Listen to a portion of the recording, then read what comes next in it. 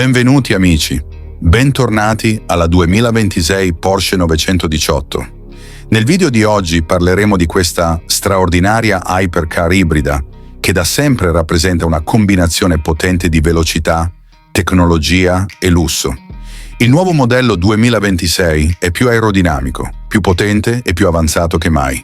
E analizzeremo in dettaglio l'esterno, gli interni, le prestazioni e il prezzo. Iniziamo dall'esterno, che è sempre stato uno degli elementi più iconici della Porsche 918.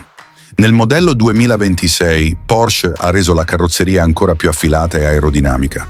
Nella parte anteriore troviamo fari LED finemente sagomati, che non solo donano alla vettura un look moderno e aggressivo, ma garantiscono anche un'illuminazione eccellente di notte. La grande presa d'aria anteriore e lo splitter in fibra di carbonio migliorano la stabilità e aumentano la downforce ad alte velocità.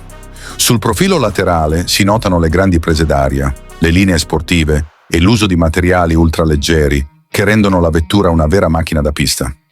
Nella parte posteriore spiccano l'ampio alettone attivo e le eleganti luci LED, mentre gli scarichi centrali sono una firma distintiva della 918. Passando agli interni, Porsche offre come sempre una combinazione perfetta di sportività e lusso. L'abitacolo presenta un ampio uso di fibra di carbonio, pelle premium, inserti in alcantara e un avanzato quadro strumenti digitale Porsche. Nel modello 2026, la console centrale è più semplice e ricca di tecnologia, con un grande schermo infotainment che mostra tutti i sistemi ibridi, le modalità di guida e i parametri di performance. I sedili sportivi a guscio non solo sono comodi, ma offrono un supporto eccellente anche durante la guida ad altissima velocità. Porsche ha inoltre migliorato l'isolamento acustico per offrire un ambiente più tranquillo e focalizzato, indipendentemente dalla velocità. Per quanto riguarda le prestazioni, la Porsche 918 2026 utilizza un sistema ibrido aggiornato composto da un motore V8 e due motori elettrici. La potenza complessiva arriva a circa 950 cavalli e l'accelerazione da 0 a 100 km all'ora scende a soli 2,2 secondi, rendendola una delle ipercar ibride più veloci al mondo. La velocità massima supera facilmente i 350 km all'ora.